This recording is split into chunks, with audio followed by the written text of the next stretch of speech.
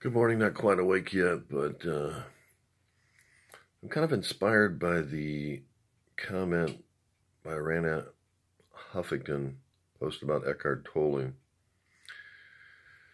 She posted, "Whatever the present moment contains, accept it as if you've chosen it. Always work with it, not against it. Make it your friend and ally, not your enemy. This will miraculously transform your whole life." Eckhart Tolle. You know, I've listened to certain people enough special revelation, and basically what I've heard is that in the spiritual realms of people that really have went past the veil of this world, is that there's three things going on that affect destiny and reality. One, we got God, who wrote this book, and it's the story of our life on his plan for us. Then what I've also heard and believe is that there's this entity called Satan, which used to be an angel. Now, he's got a plan for everyone's life also. And he's writing a book. And you've got to understand, what you got to understand is both of these entities live in a place where there's no time. See, that's why God can hear everybody's prayer at once, because time don't exist there. And I had a revelation of that probably, it must have been 40 years ago, where I was praying and I felt time slow down. And I thought, what is going on here? Why is time slowing down? And I didn't really recognize it. I knew it felt like time, but I thought maybe that's just what you felt like when you pray. So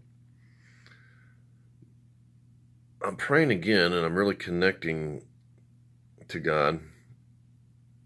And I'm in a car with one of my friends, and I can feel time slowing down. I mean, it really felt powerful. I could really feel time slowing down. So my friend that didn't know I was praying was driving the car, and he looks over in a panic, and he says to me, "Why is time slowing down?" And I was kind of a young Christian, at the time, and really had a powerful connection with God at times, very powerful. And I didn't want him to know I was praying. I was kind of like a private thing. So I just looked over at him like he was completely crazy. And when I stopped praying, it broke that connection to the kingdom realm where time doesn't exist. And as soon as I stopped praying, then time resumed, and it just dissipated. Time actually resumed. So my friend, I just kind of look at him like he's crazy. And of course, as I stop praying, I look over at him, time just resumes. And mind you, I never smoked pot in my life or took a drug in my entire life. And I worked in the medical field for 20 years and dealing with life and death situations. And I don't, so I'm not an idiot. And also working on books about the mind. I think I got about 2 or 3 books that I think will be bestsellers, I'm hoping. So I'm not an idiot when it comes to the mental realms. Now, I've done some dumb things, but those dumb things I've done has actually brought me to understanding of the mind. I've done some stupid behaviors.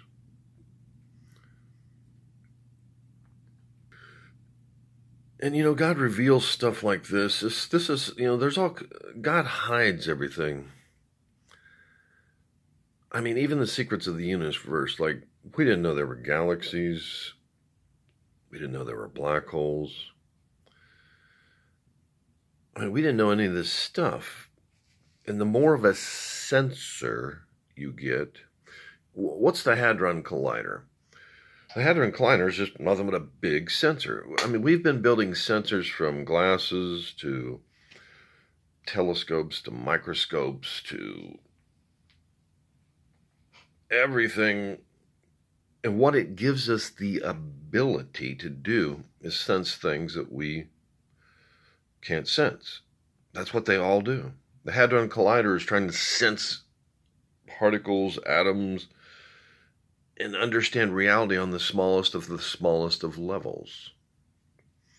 So everything's about trying to sense, because you can't understand things unless you sense them. Now, when you get born again, you get a built-in sensor. Jesus said, "Let the dead bury the dead." Now, why did he say that? Because the dead have no sensors. They can't hear. The dead can't see.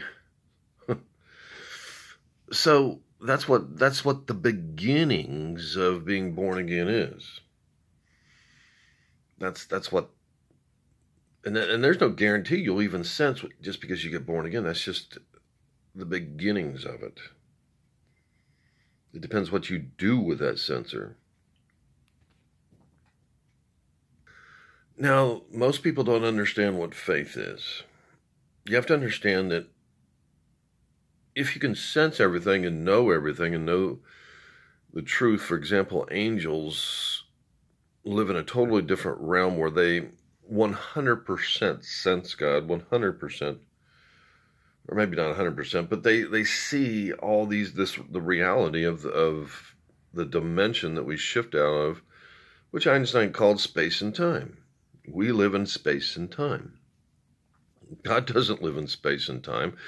He's got all the time in the world because there is no time. He can sit back and hear everyone's prayer because there is no time where he's at.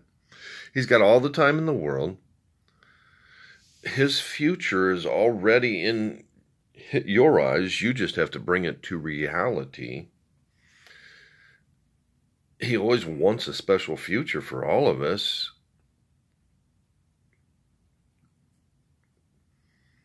But I don't want to get too deep in all this stuff.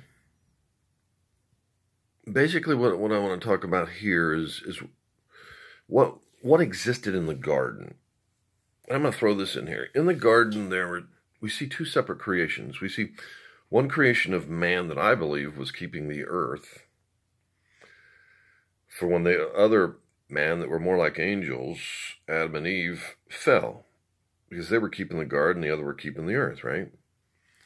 So when the other fell, of course, since they were connected to the kingdom, a place where there's no time, as soon as they fell out of that, God said to Adam, he said, "Where art thou? Where art thou?" He had no clue. He shifted from one dimension to another, just like that. Didn't have a clue. But he shifted from the kingdom, which has no time, to the reality where the other man that were multiplying, which explains the evolutionary portion of it, he shifted right into their time.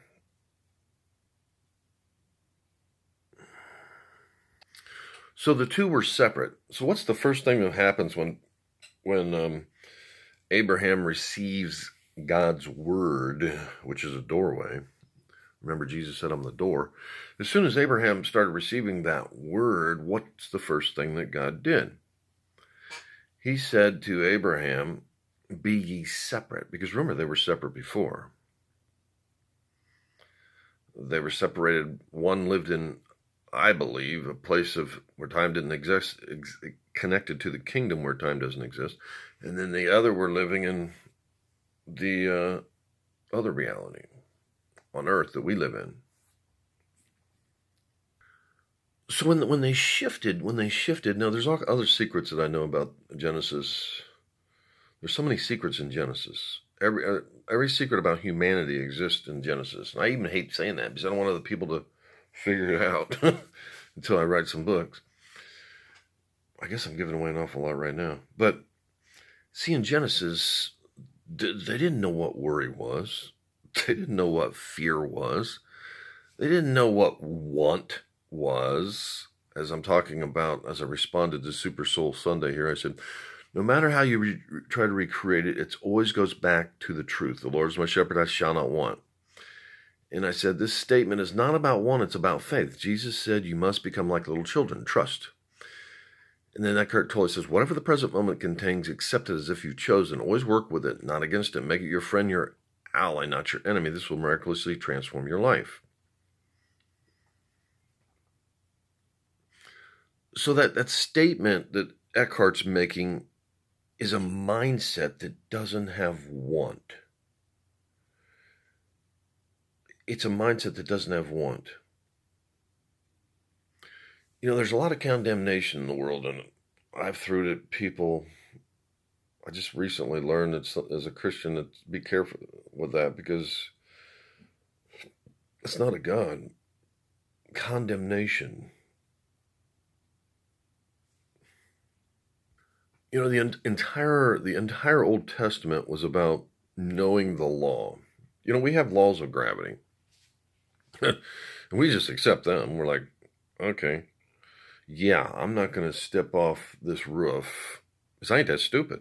So we've got laws that exist. The universe, without laws, the universe, what a joke it would be. Imagine if the left and the right, you know, the left or the right, because, you know, the right's always trying to change certain laws. And it's pretty funny some of the things they say. Like they'll say, well, these people that Trump, and I'm not saying what Trump's doing of the kingdom or perfection either, but they'll say, well, these people, you know, these kids are in this captivity separated from their mothers, but then they'll allow 800,000 babies this year to be aborted. And they make, you know, it's just insanity in some of the things that people say. Like they'll destroy 800,000 babies. I mean, if you applied Eckhart Tolle's statement and someone that, you know, that first of all, they break the law. Remember, I was talking about laws, the law of gravity. We wouldn't break the law of gravity. So they break the first law that says don't have premarital sex. Because, you know, if you really think about our ability to create a life, bring a life into this world, what a responsibility. We have to get a license to drive a car, you know, but we don't have to have a license to own a powerful brain that we have. We don't have to have a license to bring a kid into the world, which is the ultimate of ultimate responsibilities, which we shouldn't take lightly, you know, just having sex, because that's a very powerful creative responsibility. I mean, that's the most powerful thing we can do, is recreate another entity, another human being. So we break that law, and then what happens when you break one law? Well, you got to break another law. You got to rip a baby completely to pieces out of the mother's womb, and that's what they do. They go in and they rip it out, an arm and a leg at a time. Now, I don't want to get into all the politics of that, but if we went by Eckhart Tolle's statement here, it says, accept every moment as if you've chosen it. Okay, have a baby. That means you chose that. Then Eckhart, so always work with it. Make it your friend, not your enemy. Don't rip that baby out. That's your friend. That's part of you that you just created. So it's kind of funny how people come up with this stuff, but they don't obey anything, really. But we, like I said, we do have laws in the universe, and that's what the Old Testament was. It was to let you know that, yes, there are certain things that are realities. Without laws, you know, without the moon rotating around the earth would just spin like a wild top, and we'd have winds that blow all over. Without the law of the magnetic field, the sun's solar winds would just blow the atmosphere right off the face of the earth, and maybe even all the water off the face of the earth. There's certain laws that have to exist. And it's like people don't want to fear those or accept those. It's really insanity as human beings. We really cross into insanity on some of the things that we do. But what we're doing, we're trying to create our own reality so we can do whatever the hell we want. We don't want to trust that there's a plan, that there's a God and a plan. But I don't want to preach, I don't want to head in that direction. I really didn't even want to, I wasn't even planning on even going in that direction. Let me pause this for a second and regroup. Okay, going back to the Garden of Eden. In the Garden of Eden, what created our problems? You had Adam and Eve, right? They were in paradise. They didn't die. They were in suspension with no time of the kingdom. So what was the beautiful thing about the Garden of Eden? They didn't have knowledge of good and evil. They didn't have any want in their brain. We practice this thing called gratitude. We got everybody talking about gratitude. Gratitude is being, like as David said, the Lord is my shepherd, I shall not want. I shall not want. That's what gratitude is. It's not being in a state of want. Now, in the Garden of Eden, we opened the door. An entity came, and he introduced something that never had existed before. A doorway, a word. Jesus is the door, and so is Satan. It's a doorway into another dimension, another reality. It was a fallen reality that he existed in, and anybody that has any sense know that we're spiritual creatures and mental creatures as much as we're physical creatures. So he opened up a doorway to them, and they went through it. And the doorway opened by a thing called want. That's how he opened that doorway. He made them want.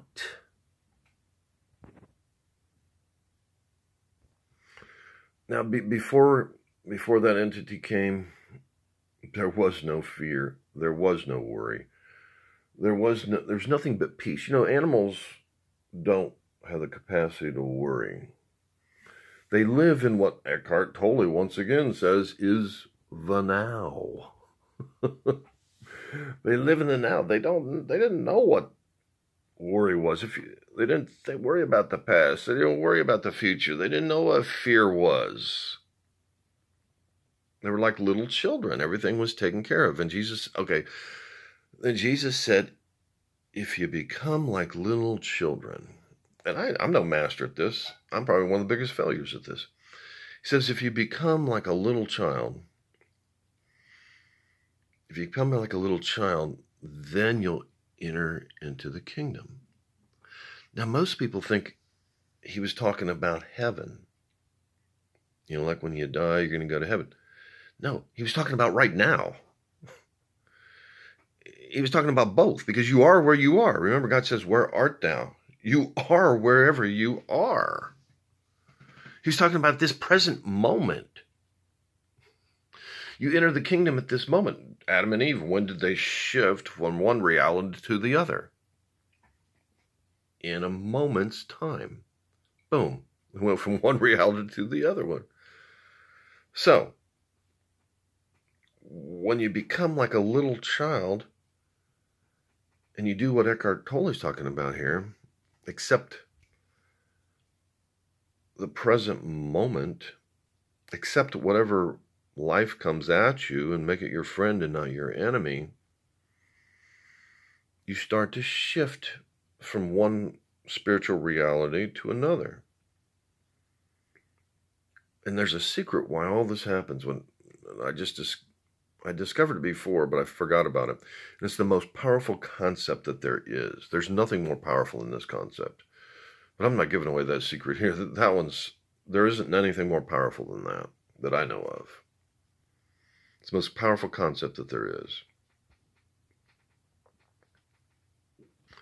So we shift, and Jesus said, when you become like little children, and that's what this statement that Eckhart Tolle is trying to say here. And he's kind of wrong on one thing. There's something he's missing here, and I'm not going to point out the secret of what he's missing, but he's missing something. He's missing something. He's close. He's close, very close. But he's missing something. He's missing something very powerful. But basically what this statement is saying, they put here, is to get us out of a state of want and a state of gratitude. And there's another secret behind all this, and I just can't go there with it. I don't want to give that one away right now. I'm going to save that one for a book.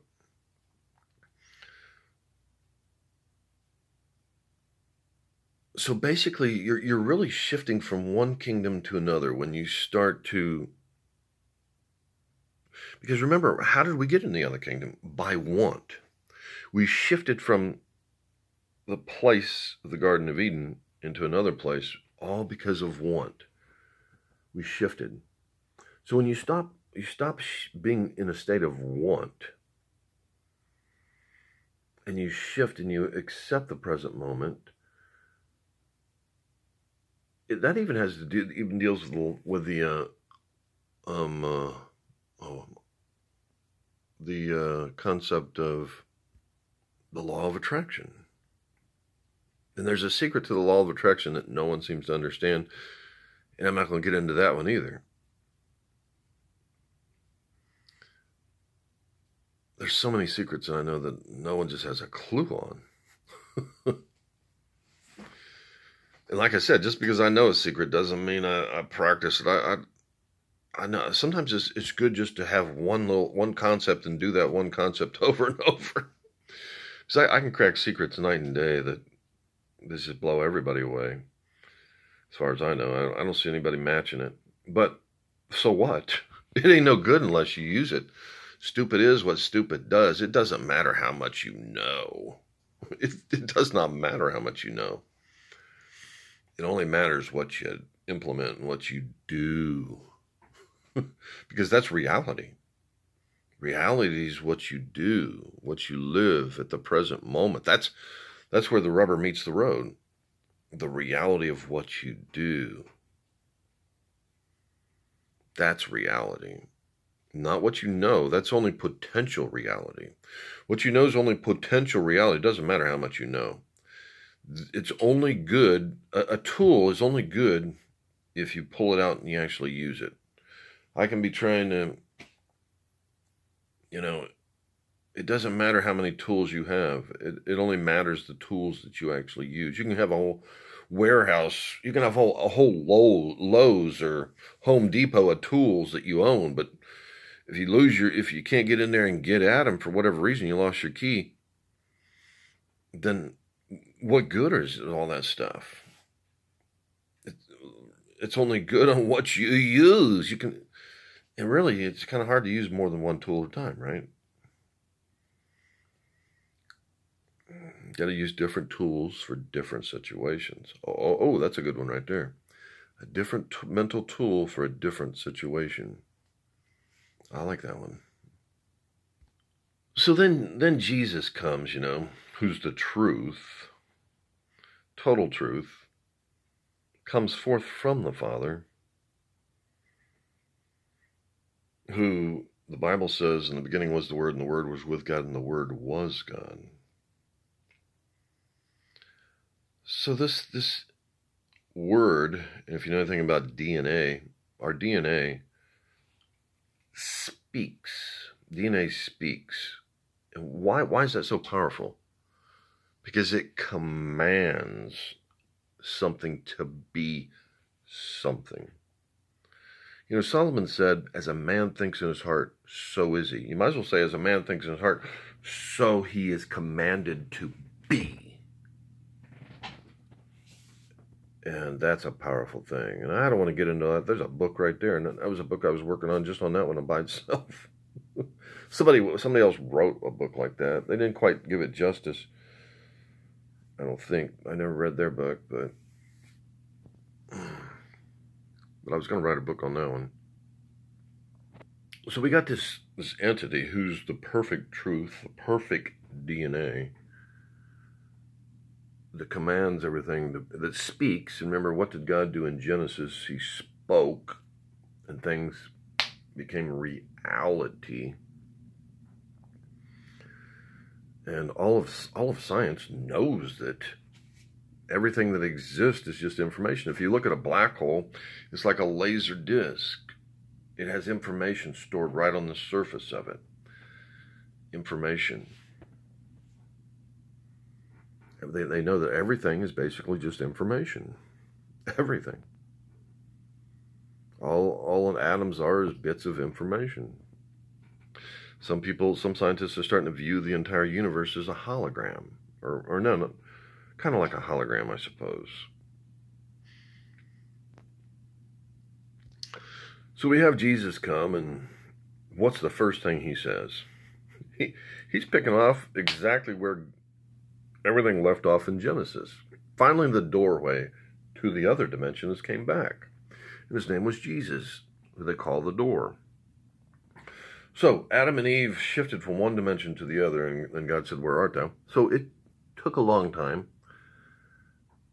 but all of a sudden Jesus comes back. And the point of it took a long time is because it takes a long time to repair things that people mess up. Sometimes we don't appreciate how quickly we can destroy something because we don't value it.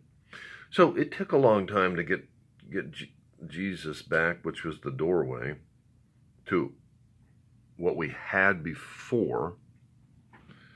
Restoration. Satan kills, steals, and destroys. Everything about the gospel, the good news, is about total restoral. That's why it's the good news. So Jesus comes and he says, the kingdom of God has come unto you. That's the first thing he says. And he knew it because he was the doorway. He was the truth. You see Eckhart Tolle trying to find some truth by this statement. Everybody's looking for truth. Because truth is a doorway back to where we were before. So Jesus says, the kingdom, he says, first thing he says is the kingdom has come unto you. So people heard his word, and then the next thing you see that happen is every single one of them got healed. Why? Why'd they all get healed? Because he was the doorway to the kingdom. And that was like a first fruit of the reality that exists in that place. That's what the way it's supposed to be. That's normal. That's normal to be back to the way you were before. Mentally, physically, spiritually. It's about transformation, getting back to what we were before. And that's why the first thing he says is the kingdom of God has come unto you, because he has the power, finally, for us to shift from where we were to where we need to be. And you know, I know a lot of stuff. I know tons of stuff. Why? Because I was more screwed up than anyone else. And God's obligated to help anybody, right?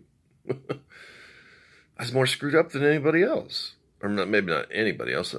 As I look at Eckhart Tolle, I see a brother in the mental state that I was in. Because I remember reading, I've never read any of his books, but I do remember reading something in Wikipedia about him where he says, you know, all of a sudden he went outside one day and the world was totally different.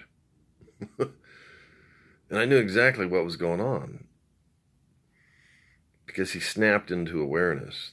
Awareness of living in a moment. Somehow, you know, it's so interesting, this mental state of mind that we fall into. It's like being totally blind. And Jesus talks about that. He says you have ears to hear and eyes to see, but you don't hear or see. Because see, Jesus understands all these concepts. Not just understands them. I mean, he totally understands every single last one of them. To a point that you can't even imagine his understanding. I've actually heard the audible voice of God twice. And I realized when he talked to me that he understood my life from the beginning to the end. And that's why he said some of the things he said to me. One of the things he said in an audible voice is when I was playing a tennis tournament, and I wanted to be a tennis pro more than anything else in the world. And I was in the finals of one, and he spoke in an audible voice, and he said, just take one point at a time. What is that? That's living in the now, right? It's living in the now. It's living in the moment. Then the other thing he said to me was, he said, that's not love, David. That was the other audible word that just as audible as my voice that you hear right now that I heard. And those are the two things I've wrestled with. And you know, if you have a heart, the bigger your heart is, the more of a capacity it is for you to love. But then that same capacity can have unforgiveness and hate also, right? Because big is big, right?